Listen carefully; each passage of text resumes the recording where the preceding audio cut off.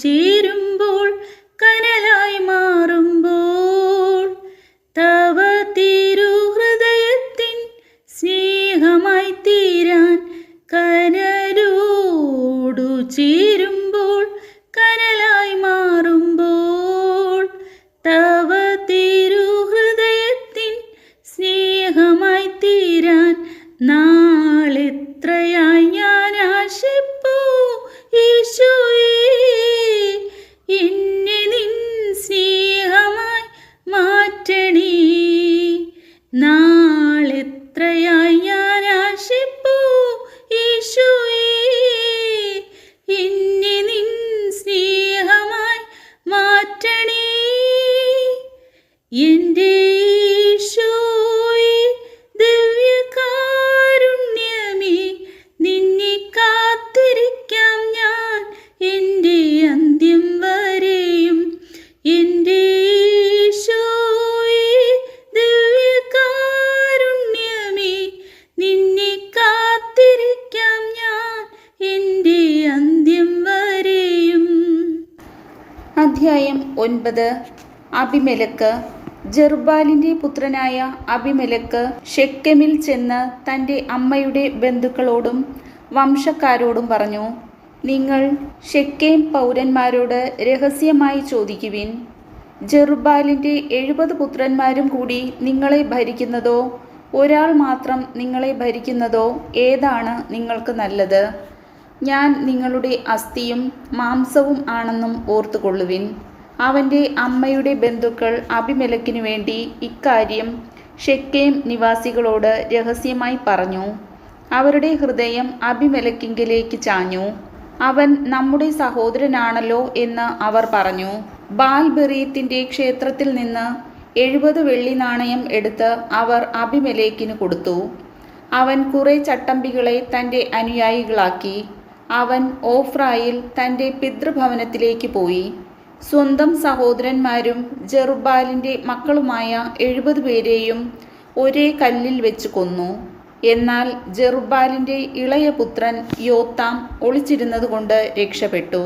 ഷെക്കേമിലെയും ബത്മില്ലോയിലെയും എല്ലാ പൗരന്മാരും ഒന്നിച്ചുകൂടി ഷെക്കേമിലെ സ്തംഭത്തോട് ചേർന്നുള്ള ഓക്കുമരത്തിൻ്റെ സമീപം വെച്ച് അബിമെലെക്കിനെ രാജാവായി വാഴിച്ചു. യോത്താം ഇതറിഞ്ഞു.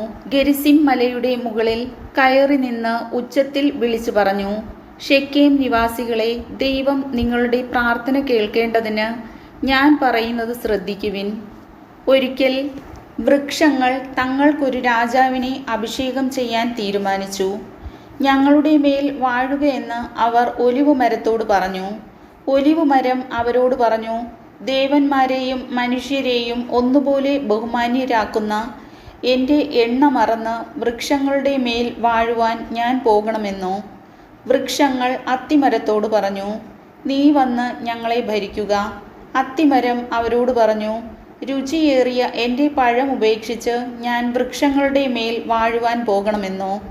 അപ്പോൾ അവ മുന്തിരിയോട് പറഞ്ഞു, നീ വന്ന് ഞങ്ങളുടെ മേൽ വാഴുക. എന്നാൽ മുന്തിരി പറഞ്ഞു, ദേവന്മാരെയും മനുഷ്യരെയും സന്തോഷിപ്പിക്കുന്ന എൻ്റെ വീഞ്ഞ് ഉപേക്ഷിച്ച് വൃക്ഷങ്ങളുടെ മേൽ വാഴുവാൻ ഞാൻ വരണമെന്നോ? അപ്പോൾ വൃക്ഷങ്ങളെല്ലാം ഒന്നു ചേർന്ന് മുൾപടർപ്പിനോട് പറഞ്ഞു, ഞങ്ങളുടെ മേൽ വാഴുക. മുൾപടർപ്പ് പറഞ്ഞു, നിങ്ങൾ എന്നെ നല്ല മനസ്സോടെയാണ് അഭിഷേകം ചെയ്യുന്നതെങ്കിൽ എൻ്റെ തണലിൽ അഭയം തേടുവിൻ. അല്ലാത്ത പക്ഷം മുൾപടർപ്പിൽ നിന്ന് തീ ഇറങ്ങി ലെബനോനിലെ ദേവദാരുക്കളെ നശിപ്പിക്കട്ടെ. നിങ്ങൾ പരമാർത്ഥ ഹൃദയത്തോടെയാണോ അബിമെലെക്കിനെ രാജാവാക്കുന്നത്? ജെറുബ്ബാലിനോടും ഭവനത്തോടും അവൻ്റെ പ്രവൃത്തികൾ അർഹിക്കുന്ന വിധമാണോ നിങ്ങൾ പെരുമാറുന്നത്? എൻ്റെ പിതാവ് നിങ്ങൾക്ക് വേണ്ടി പോരാടി ജീവനെ തൃണവത് ഗണിച്ച് മിദിയാൻകാരുടെ കയ്യിൽ നിന്ന് നിങ്ങളെ വീണ്ടെടുത്തു. ഇപ്പോൾ നിങ്ങൾ എൻ്റെ പിതാവിൻ്റെ കുടുംബത്തിനെതിരെ കരമുയർത്തിയിരിക്കുന്നു. അവൻ്റെ 70 പുത്രന്മാരെ ഒരേ കല്ലിൽ വെച്ച് നിങ്ങൾ വധിച്ചു. എന്നിട്ട് എൻ്റെ പിതാവിന് ദാസിയിൽ ജനിച്ച അബിമെലെക്കിനെ നിങ്ങളുടെ ബന്ധുവായതുകൊണ്ട് ഷെക്കേമിൽ രാജാവായി വാഴിക്കുകയും ചെയ്തിരിക്കുന്നു. നിങ്ങൾ പരമാർത്ഥ ഹൃദയത്തോടെയാണ് ജെറുബ്ബാലിനോടും കുടുംബത്തോടും പ്രവർത്തിച്ചതെങ്കിൽ അബിമെലെക്കിൽ സന്തോഷിക്കുവിൻ, അവൻ നിങ്ങളിലും സന്തോഷിക്കട്ടെ. അല്ലാത്ത പക്ഷം അബിമെലെക്കിൽ നിന്ന് നീ ഇറങ്ങി ഷെക്കേമിലെയും ബാത്മില്ലോയിലെയും ജനങ്ങളെ വിഴുങ്ങട്ടെ. ഷെക്കേമിൽ നിന്നും ബാത്മില്ലോയിൽ നിന്നും തീ ഇറങ്ങി അബിമെലെക്കിനെയും വിഴുങ്ങട്ടെ. യോത്താം സഹോദരനായ അബിമെലെക്കിനെ ഭയന്ന് പലായനം ചെയ്തു ബേറിൽ ചെന്ന് താമസിച്ചു. അബിമെലെക്ക് 3 വർഷം ഇസ്രായേൽ ഭരിച്ചു. അബിമെലെക്കിനും ഷെക്കേം നിവാസികൾക്കും ഇടയ്ക്ക് ദൈവം ഒരു ദുരാത്മാവിനെ അയച്ചു. ഷെക്കേം നിവാസികൾ അബിമെലെക്കിനെ വഞ്ചിച്ചു. അങ്ങനെ ജെറുബ്ബാലിൻ്റെ 70 മക്കളോട് ചെയ്ത അക്രമത്തിന് പ്രതികാരമുണ്ടായി. അവരുടെ രക്തം ഘാതകനായ അബിമെലെക്കിൻ്റെയും കൂട്ടുനിന്ന ഷെക്കേംകാരുടെയും മേൽ പതിച്ചു. ഷെക്കേംകാർ മലമുകളിൽ അവനെതിരെ ആളുകളെ പതിയിരുത്തി. ആ വഴിയെ കടന്നുപോയ എല്ലാവരെയും അവർ കൊള്ളയടിച്ചു.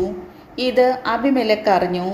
ഏബദിൻ്റെ പുത്രനായ ഗാൽ തൻ്റെ ബന്ധുക്കളുമായി ഷെക്കേമിലേക്ക് നീങ്ങി. ഷെക്കേം നിവാസികൾ അവനിൽ വിശ്വാസമർപ്പിച്ചു. അവർ വയലിൽ നിന്ന് മുന്തിരി ശേഖരിച്ച് ചവിട്ടിപ്പിഴിഞ്ഞ് ഉത്സവം ആഘോഷിച്ചു. തങ്ങളുടെ ദേവന്റെ ക്ഷേത്രത്തിൽ ചെന്ന് തിന്നു കുടിച്ച് അബിമെലെക്കിനെ ശപിച്ചു. ഏബദിൻ്റെ പുത്രൻ ഗാൽ ചോദിച്ചു, ആരാണ് ഈ അബിമെലെക്ക്? അവനെ സേവിക്കേണ്ടതിന് ഷെക്കേംകാരായ നാം ആര്? ജെറുബ്ബാലിൻ്റെ പുത്രനും അവൻ്റെ കിങ്കരനായ സെബൂളും ഷെക്കേമിൻ്റെ പിതാവായ ഹാമോറിൻ്റെ ആളുകളെ സേവിച്ചില്ലേ? ഈ ജനം എൻ്റെ കീഴിലായിരുന്നെങ്കിൽ ഞാൻ അബിമെലെക്കിനെ വകവരുത്തുമായിരുന്നു.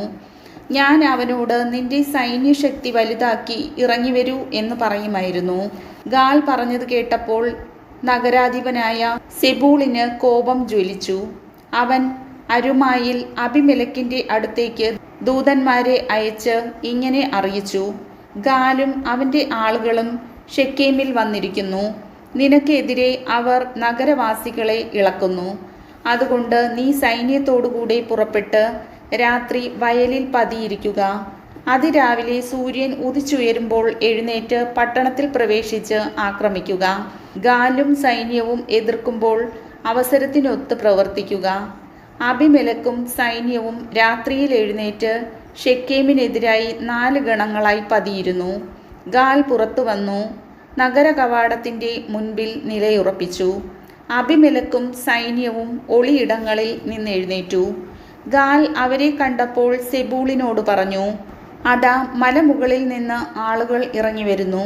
സെബൂൾ അവനോട് പറഞ്ഞു, മലയുടെ നിഴൽ കണ്ട് മനുഷ്യരാണെന്ന് നിനക്ക് തോന്നുകയാണ്. ഗാൽ വീണ്ടും അവനോട് പറഞ്ഞു, അതാ ദേശത്തിൻ്റെ മധ്യത്തിൽ നിന്ന് ആളുകൾ ഇറങ്ങി വരുന്നു. ഒരു കൂട്ടം ആളുകൾ ശകുനക്കാരുടെ ഓക്കുമരത്തിൻ്റെ ഭാഗത്ത് നിന്ന് വരുന്നു. സെബൂൾ ചോദിച്ചു, നിന്റെ പൊങ്ങച്ചം ഇപ്പോൾ എവിടെ? നാം സേവിക്കാൻ അബിമെലെക്ക് ആരെന്ന് നീയല്ലേ ചോദിച്ചത്? നീ അധിക്ഷേപിച്ച ജനമല്ലേ ഇത്? നീ തന്നെ പോയി അവരോട് പൊരുതുക. ഗാൽ ഷെക്കേം നിവാസികളുടെ നേതാവായി അബിമെലെക്കിനോട് പോരാടി. അബിമെലെക്ക് അവനെ പിന്തുടർന്നു. അവൻ പലായനം ചെയ്തു. പട്ടണ കവാടം വരെ അനേകർ മുറിവേറ്റ് വീണു. അബിമെലെക്ക് അറൂമായിൽ താമസമാക്കി. സെബൂൾ ഗാലിനെയും അവൻ്റെ ബന്ധുക്കളെയും ഷെക്കേമിൽ താമസിക്കാൻ സമ്മതിക്കാതെ അവിടെ നിന്ന് തുരത്തി. അടുത്ത ദിവസം ജനങ്ങൾ വയലിലേക്ക് പോയി. അബിമെലെക്ക് ഇതറിഞ്ഞു. അവൻ സേനയെ 3 ഗണമായി തിരിച്ചു വയലിൽ പതിയിരുത്തി. പട്ടണങ്ങളിൽ നിന്ന് ആളുകൾ നടന്നു വരുന്നത് അവൻ കണ്ടു. അവൻ അവരെ എതിർത്തു കൊന്നു. അബിമെലെക്കും അവനോടുകൂടെ ഉണ്ടായിരുന്ന 1 ഗണവും ഓടി നഗര കവാടത്തിൽ ചെന്നു നിന്നു. മറ്റേ 2 ഗണങ്ങൾ വയലിൽ നിന്നിരുന്നവരുടെ അടുത്തേക്ക് പാഞ്ഞു ചെന്ന് അവരെ കൊന്നു. അബിമെലെക്ക് ആ ദിവസം മുഴുവൻ പട്ടണത്തിനെതിരെ യുദ്ധം ചെയ്ത് അത് കൈയടക്കി.